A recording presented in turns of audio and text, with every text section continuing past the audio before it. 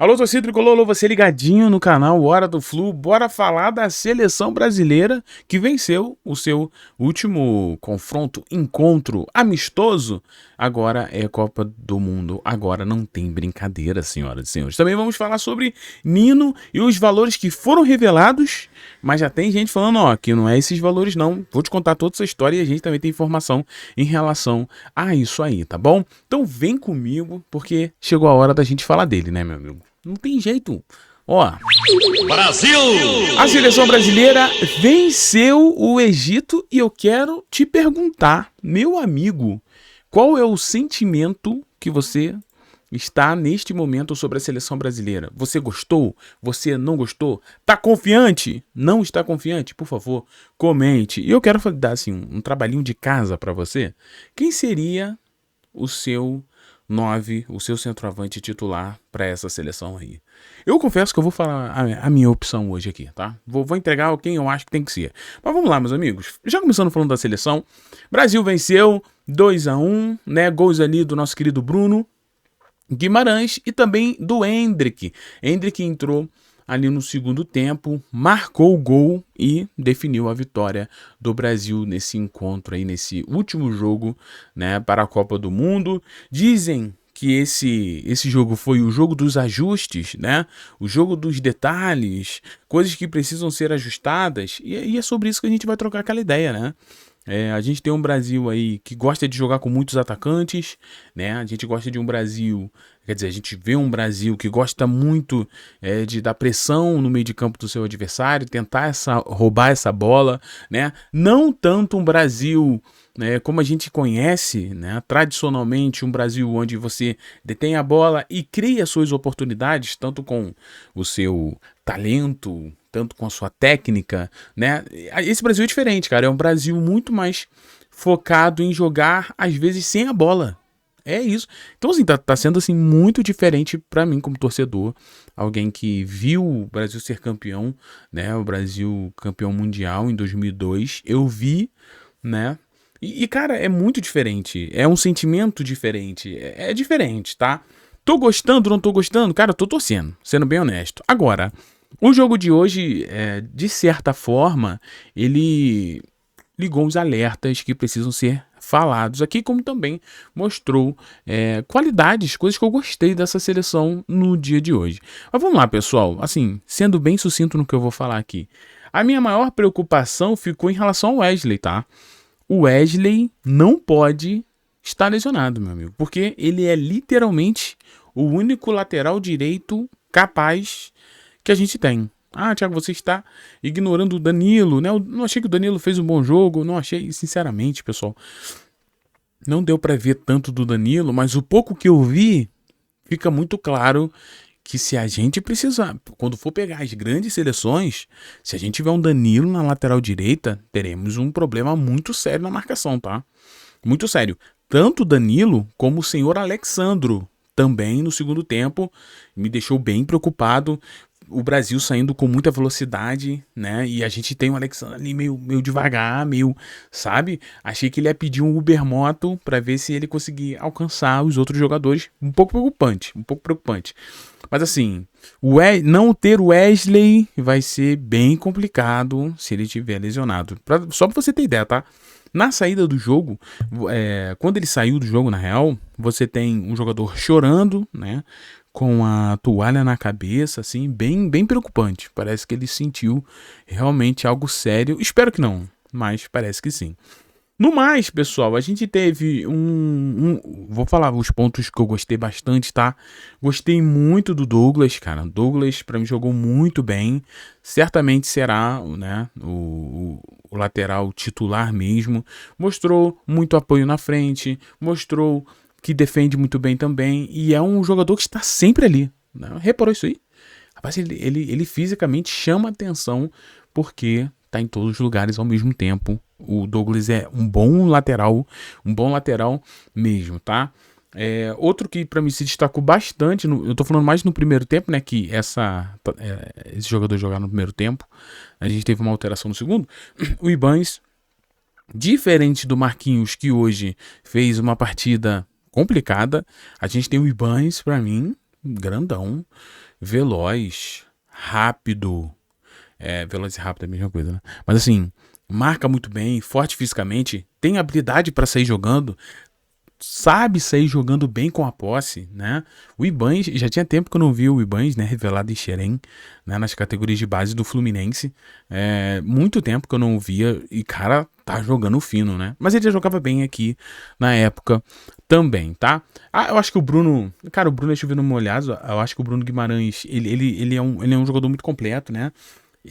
Ele nasceu pra ser o box to box, né, cara? É isso aí mesmo. Ele marca, ele finaliza bem, ele chega na frente, ele consegue defender bem, ele marca sob pressão, tem velocidade. É muito bom o Bruno Guimarães. É bem completo esse meia. Já o Casemiro, pessoal, o Casemiro ali, né? Eu não sei se já é a idade, eu sinto o Casemiro um pouco mais cansado, né? Um Casemiro, apesar de ser um jogador de muita técnica, né? Muita técnica, mas ele é aquele cão de guarda que tá aguardando um pouco atrasado, né? Você vê que, dependendo da jogada, ele chega um pouco depois, né? Isso aí em relação a ritmo, né? A explosão do jogador que acaba sendo um pouco nerfado ali, né? Se eu puder usar esse termo dos videogames, né? Mas é isso, cara. Ele vai ser ali aquele cão de guarda. Só que eu acho que quem perdeu a grande oportunidade hoje, pessoal, foi o Thiagão, né? Meu xará, cara. Putz, ele perdeu a oportunidade hoje, hein? Ele perdeu o quê? Assim, que eu lembre, chances claras foram que umas 2 ou 3, né? Chances claras que, cara, da temporada que ele está fazendo, né? É bem verdade que o Igor Thiago, né? Que ele chama o Igor Thiago, mas lá fora, o Thiago, cara, o brasileiro com mais gols na Premier League ali, numa temporada, né? Cara, ele tá fazendo uma temporada, ele fez uma temporada, né, absurda. Só que quando chegou na seleção, hoje, ele deixou a desejar, né? Porque ele é esse cara pra finalizar, ele é esse cara do toque final, né? É ele que vai colocar a cereja no bolo, a bola no barbante, né? Dentro da caixinha, é ele. Mas hoje, ele não conseguiu. Infelizmente, porque é um cara que eu torço bastante. É um cara que eu particularmente gosto, cara. É um cara que eu me identifico muito com ele em algumas questões que ele fala, mas hoje não fez um bom jogo, tá bom? Mas de qualquer forma, pessoal, esse Brasil joga diferente. Eu falei, esse Brasil joga diferente. O Vini Júnior hoje teve lances ali que ele poderia ter definido melhor. Faltou a perna esquerda pro Vini Júnior em um lance onde ele saiu na cara. Ele poderia ter rolado pro Thiago também, mas acabou que ele decidiu chutar, mesmo assim de direita, assim, um toquinho de lado, né? Mas assim, vamos lá, vamos focar aqui. Eu acho que foi o mínimo, né? O mínimo ali para ganhar o Egito. Egito que é mais difícil que o Panamá, né? Convenhamos que o Egito tem jogadores que atuam nas grandes ligas e tudo mais. Mas assim, cara, eu senti que faltou alguma coisa, mas eu sei que é amistoso, cara. Uma semana pra Copa do Mundo. Os caras também não vão entrar espumando, né? Nas divididas e tal. Cara, ainda não começou a Copa. Hoje aconteceu o que todo mundo tá com medo de acontecer. Uma lesão, né? Hoje aconteceu com o Wesley. Então, esses jogos também tem que pesar isso, né? Que os próprios jogadores estão meio que se poupando, né? Pensando na realidade, né? No que vai acontecer, que é o pega pra capar mesmo. Já no segundo tempo, eu gostei muito do Endrick e já adianto pra vocês, se eu tivesse que escolher um 9, eu escolheria o Endrick. Apesar de ser muito jovem, apesar de ser um jogador, né, que... Não, acho que é só isso. Eu acho que o grande problema dele é ser jovem, porque o restante, o Endrick tem tudo, né? Tem explosão, tem habilidade. O menino, ele é nojento. Nojento no sentido de debochado, no sentido bom. De tipo assim, cara, ele só tá vestindo isso aqui. Que não existe uma camisa mais pesada do que essa na história do futebol. E o garoto parece que tá normal, meu amigo. Sabe? Ele não sente. É abençoado o Endrick, é abençoado. Que bom pra nós. Então assim, eu sou do tipo de cara que meu futebol é o mais simples que tem. Eu aproveito quem tá melhor. Isso pra mim tinha que ser o suficiente. Quem está melhor? O Luiz Henrique está melhor que o Vini Júnior, vou supor. Pô, mas é o Vini Júnior, eu não posso tirar o Vini Júnior pra botar o Luiz Henrique. Não, não pode sim, porque hoje quem tá melhor tem que jogar. Então eu sou nessa. E na minha concepção, o Endrick hoje é o melhor. O Endrick hoje é o melhor que faz a função de centroavante. Eu sei que também o Brasil né, tem esse cara de referência, mas ao mesmo tempo não tem. O Ancelotti faz um Brasil bem diferente, né? Mas assim, seria o meu nome. O Endrick, pra mim, na estreia contra Marrocos, Endrick estaria cantando o hino nacional, sabe? Iniciaria. É o que eu acho, cara. Eu acho que teria que ser por aí. Mas vamos torcer, independente do que for, né? Mas é aquilo, eu acho que é o jogo mais de esquenta, amistoso, os caras se pouparam um pouquinho, né? E torcer, vamos analisar aqui quando começar a Copa do Mundo, tá? Mas bora falar de Nino? Sei que você tá aí, pô. Vamos falar de Nino, chega de falar de Seleção Brasil, mas só pra gente terminar. Vai. Brasil! Vai, Brasil! Vamos pra cima. Vamos mostrar aí que essa camisa aqui é verdadeíssima, filhão. Isso aqui é gigante demais. Agora, tretas no Fluminense? Rapaz, ó. Galera, eu sei que vocês comentaram no meu vídeo do Nino já falando, Thiago, já foram revelados os valores para lá. Mas olha só. O Jornada KTO 1902 trouxe ali que a proposta que o Fluminense fez, né, que foi ali recusada pelo clube russo, foi de 10 milhões de euros, beleza? Só que o Zenit apresentou uma contraproposta de 17 milhões de euros, tá bom? Um fluxo de pagamento mais curto e proposto. Internamente, o Tricolor, a diretoria tricolor entende que não conseguiria cumprir o modelo exigido pelos russos, mas segue otimista em manter a negociação aberta. Por isso, o clube prepara uma nova invertida, tá? A tendência é que o Fluminense envie uma proposta aumentando os valores para 13 milhões de euros. Isso aqui já tá ficando absurdo, hein, gente? Vamos com calma aí. Mas ajuda... Eu acho esse valor bem alto. Pagamento para posso falar. Então, sim, saiu essa notícia dos nossos queridos lá do Jornada. Um abraço. Porém, o Melão falou: ó, Fluminense negocia o retorno com o Nino, né, confirmando realmente. Porém, os valores divulgados não condizem com a realidade da negociação. Então, o Melão trouxe que realmente o Fluminense está negociando aí com o Zenit para trazer o Nino de volta. Algo que eu enxergo uma boa notícia. Só que esses valores do Jornada, segundo o Melão, esses valores não são verdadeiros, né? Então ali o Fluminense está negociando por outros valores. Que valores são esses, tá? Não foi divulgado. O Melão não trouxe, tá? Então só falou que não é o valor que o Jornada está trazendo, né? Então assim... Mas de qualquer forma, vamos fazer aqui um paralelo. Não é esse valor, tudo bem. Mas vamos supor que seja. A gente está falando de um Zenit que está pedindo 101 milhões de reais no Nino. Não vale. Thiago, que absurdo. Não vale.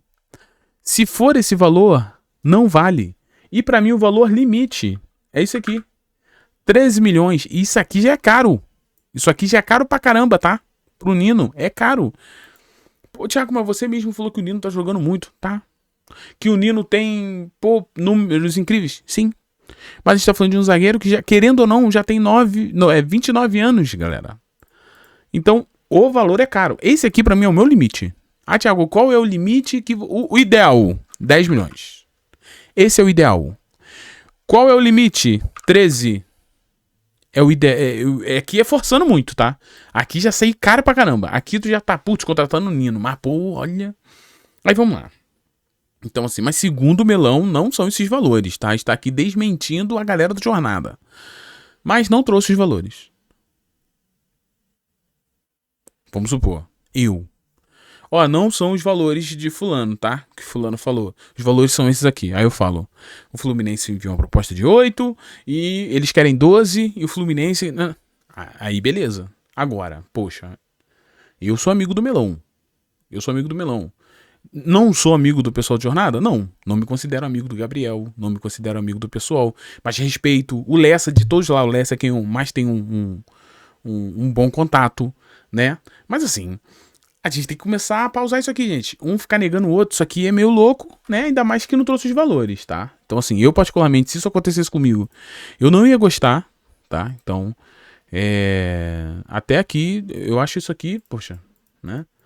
Aí eles fazem um trabalho de apuração deles, né? Certamente esse não foi um valor inventado, eles apuraram isso, assim como apuraram que o Nino, o Fluminense negociava com o Nino, né? Então, assim, vamos com calma, tá? O tempo vai dizer qual valor é esse, né? Não vamos entrar nesse mérito de é o valor, não é o valor, vamos esperar, tá? O que nós conseguimos apurar? Eu vou até pegar aqui, conversando com o nosso repórter, Thiago Manolo, eu não consegui apurar os valores ainda. Eu tô sendo bem honesto. A gente não conseguiu. A gente tá tentando de tudo que é jeito, vocês não estão entendendo. Nós estamos tentando de tudo que é jeito, nós não conseguimos o valor, né?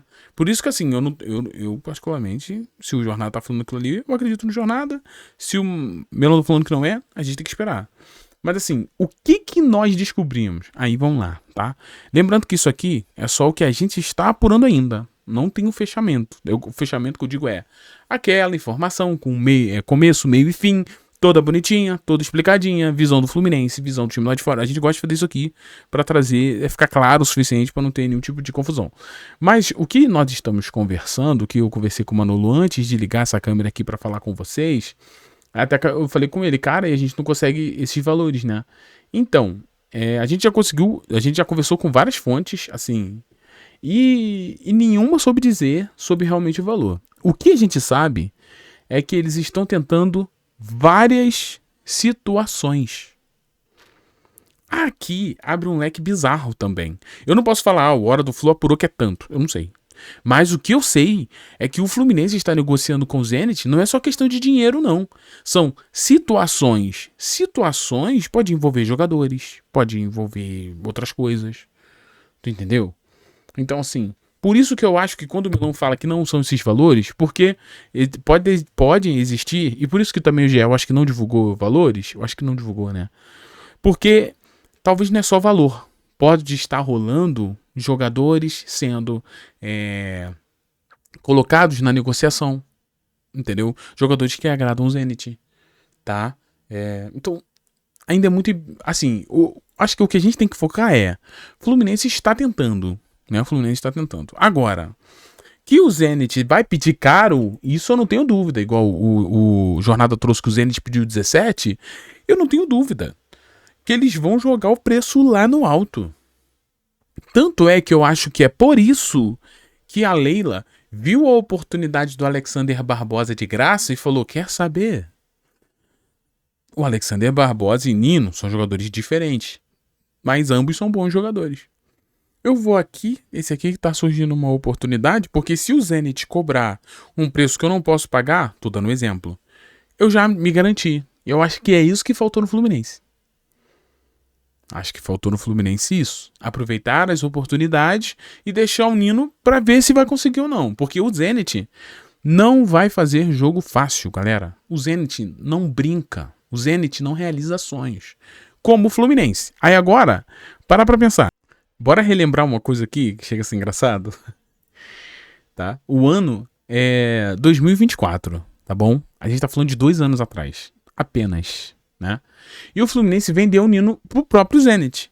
E na época, o Fluminense vendeu por 5 milhões de euros.